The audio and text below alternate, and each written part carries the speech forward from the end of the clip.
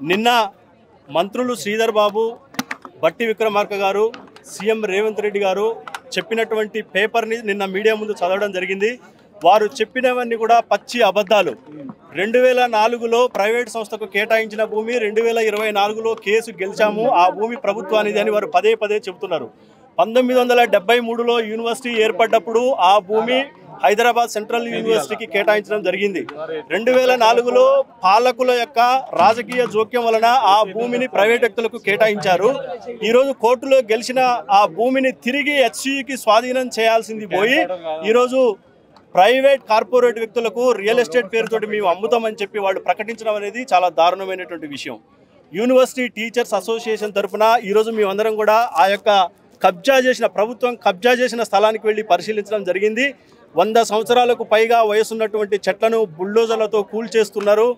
అక్కడ చుక్కల జింకలు చచ్చిపోయి ఉన్నాయి, నెమళ్ళు చచ్చిపోయి ఉన్నాయి, తాబేళ్లు చచ్చిపోయి ఉన్నాయి. ప్రకృతి సిద్ధంగా ఏర్పడినటువంటి అనేక రాళ్లను కూలగొట్టి చదును చేయడం జరిగింది. అక్కడ దాదాపు 2000 మంది పోలీసులతో పహారా ఏర్పాటు చేసి యూనివర్సిటీ విద్యార్థులను, యూనివర్సిటీ ప్రొఫెసర్లను అక్కడికి పోకుండా అడ్డుకోవడం అనేది చాలా దారుణమైనటువంటి విషయం. ప్రభుత్వం భేషజాలకు పోకుండా ఆ 400 ఎకరాలు కోర్టులో గెలిచినటువంటి పూర్వ హెచ్సియు స్థలాన్ని హెచ్సియుకి అప్పగించాలని మేము డిమాండ్ చేస్తున్నాము. అదేవిధంగా రేవంత్ రెడ్డి గారు, మీరు ఇంత హుటాహుటిన ఆ స్థలాన్ని ఎందుకు చదును చేస్తున్నారు, ఎవరి కోసం చేస్తున్నారో మీరు సమాధానం చెప్పాలి. కోర్టు కేసులు పలు పిటిషన్లు కోర్టులో దాఖలై ఉన్నందున పబ్లిక్ ఇంట్రెస్ట్ లిటిగేషన్స్ కూడా ఫైల్ చేసి ఉన్నందున యూనివర్సిటీ అధ్యాపకులు, విద్యార్థులు, పలు నాన్ గవర్నమెంటల్ ఆర్గనైజేషన్స్ కూడా కేసులు దాఖలు చేశాయి. కోర్టు చెప్పేంత వరకు మీరు చదును చేసేటటువంటి ప్రక్రియను ఆపాలని యూనివర్సిటీ టీచర్స్ అసోసియేషన్ తరఫున మేము డిమాండ్ చేస్తూ ఉన్నాము.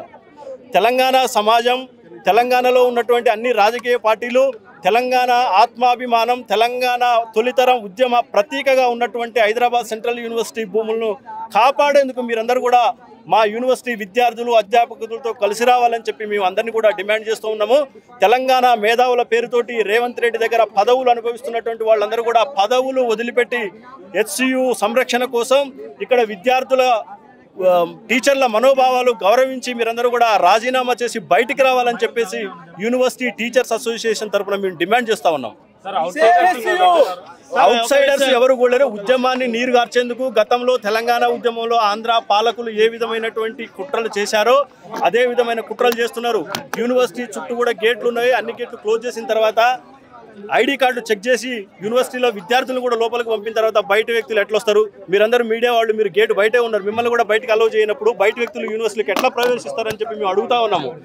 ప్రభుత్వం యొక్క ఉద్యమాన్ని నీరుగార్చేందుకు బయట వ్యక్తులు ఉన్నారు, అసాంఘిక శక్తులు ఉన్నారని గత తెలంగాణ ఉద్యమంలో ఏ విధంగా అయితే జరిగిందో అదే విధమైనటువంటి ఆరోపణలు చేస్తూ ఉన్నారు. ఇదంతా పచ్చి అబద్ధం.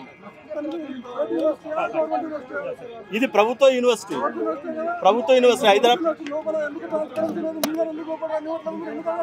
మేము యాజమాన్యాన్ని మేము కూడా అదే ప్రశ్నిస్తున్నాం. యూనివర్సిటీ యాజమాన్యాన్ని మేము కూడా అదే ప్రశ్నిస్తున్నాం. పోలీసులను పంపించినటువంటి వీళ్ళు మీడియా వాళ్ళని ఎందుకు పంపించట్లేదని చెప్పి మేము డిమాండ్ చేస్తూ ఉన్నాము. యూనివర్సిటీ యాజమాన్యం శాంతియుత ఉద్యమాలకు తావు ఇవ్వాలి. శాంతియుతంగా మేము చేసేటటువంటి డెమోక్రటిక్ ఉద్యమానికి మీడియా వాళ్ళని కూడా లోపలికి అనుమతించాలని మేము డిమాండ్ చేస్తూ ఉన్నాము. గత 3 రోజుల నుంచి యూనివర్సిటీ అడ్మినిస్ట్రేషన్, వీసీ కానీ రిజిస్ట్రార్ కానీ ఆఫీస్కు రాకుండా బయట నుంచి కార్యకలాపాలు చేస్తూ ఉన్నారు. మేము కూడా అడ్మినిస్ట్రేటివ్ బిల్డింగ్ ముందు లాస్ట్ 2 days నుంచి మేము ఉద్యమం చేస్తున్నాము. బట్ వాళ్ళైతే అడ్మినిస్ట్రేషన్ ఆఫీస్లో వాళ్ళు అందుబాటులో లేరు. వాళ్ళు మీడియాని కానీ విద్యార్థులు కానీ బయటికి పోలీసు అనుమతి లేకుండా అనుమతించేటటువంటి పరిస్థితి లేకుండా పోయింది. ये लड़ाई सिर्फ हैदराबाद सेंट्रल यूनिवर्सिटी के छात्रों की नहीं है, ये लड़ाई सिर्फ प्रोफेसर लोगों की नहीं है, ये लड़ाई सारे देश में यहाँ पढ़ने वाले जो छात्र हैं सभी की है। यहाँ जो मीडिया कर्मी उपस्थित है उनके बेटे के लिए लड़ाई हम लड़ रहे हैं यहाँ। इसलिए इस चैनल के माध्यम से मैं ये कहना चाहता हूँ कि ये तुम्हारे बच्चों के भविष्य के लिए भी हम काम कर रहे हैं। आप हमारी आवाज को जनता तक पहुंचा दो, पूरे देश में पहचानो दो। ये डबल स्टैंडर्ड जो है नहीं चलेगा। यहाँ पर अगर ये जमीन शैक्षिक संस्था के लिए आवंटित की गई है तो शिक्षा के लिए ही होनी चाहिए, ना कि इंडस्ट्री को बेचने के लिए, ना कि दलाली खाने के लिए। इसलिए मेरा निवेदन है कि इस लड़ाई को देश भर में फैलाओ और हम लोग 1 इंच भी जो है लैंड यहाँ की नहीं देने वाले। जय हिंद, जय Bharat. I'm glad that the entire media is here. I'm glad that this entire issue is getting not only a coverage across the entire Telugu state, across the entire Telangana state, but across the nation right now. And I want to make it very clear that what we are standing here for today, what we are fighting here for the last 2 weeks, is not a university issue. It is an issue that concerns the future of Hyderabad. It is an issue which concerns the future of climate in Hyderabad. It is an issue that concerns the future of water resources in Hyderabad.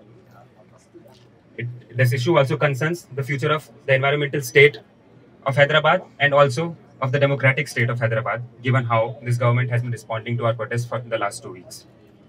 I'm glad all of you are here because I want to make it very clear to Revanth Reddy right now that these protests that we have been holding out for the last 2 weeks have been the most peaceful protests, have been the most democratic protests that we have held out. And despite that, the entire campus of the University of Hyderabad has been militarized by Revanth Reddy. They have sent countless number of bulldozers and even more countless number of police to harass students, to curb the movement of students in the university, to prevent them from going from one place to another place, to prevent them from going to their classrooms, to their canteens. The way that the way that Revanth Reddy has reacted to the demands of the university, and not just the university, demands of the entire city of Hyderabad right now, is nothing but outrageous. We have been repeatedly saying that the bulldozers that you brought to the campus, they are illegal. We've been repeatedly saying that the revenue department survey has not been done. And in response, the CMO's press release says that we have the Panchnama, that the land has been alienated to the government. That is not what we are asking. The survey by the revenue department has not been done. The case is in the court. You are asked to respond to the court with the legal affairs of the 400 acres, with the environmental impact of the 400 acres. And instead of responding to the court, instead of respecting the court's decision, you have brought countless numbers of JCBs and police in the campus and gone on rampantly bulldozing the entire university just to on a Sunday followed by an Eid holiday, because you knew that way you can exploit the lack of you can exploit the fact that these are holidays and go on rampaging before the students, before the civil society could take any action. And it's quite shameful that that Revanth Reddy is using the institutions of this Telangana state as his personal tools, as tools to engage his personal vendetta against the student community, against the people of this state. We have seen in the past also how he has jailed journalists for simply questioning him, for simply raising their grievances against him.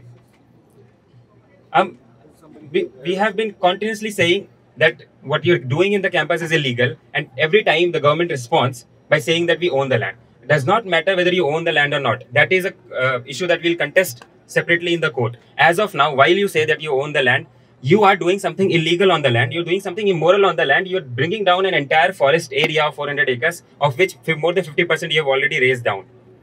So how are you able to justify this? I mean, as a leader, I believe this chief minister has failed the Telangana state in every way possible. Right now, he knows how precarious his position is in the cabinet, how troubled his power right now is over the state of the Telangana. He has failed to provide jobs to the people of Telangana.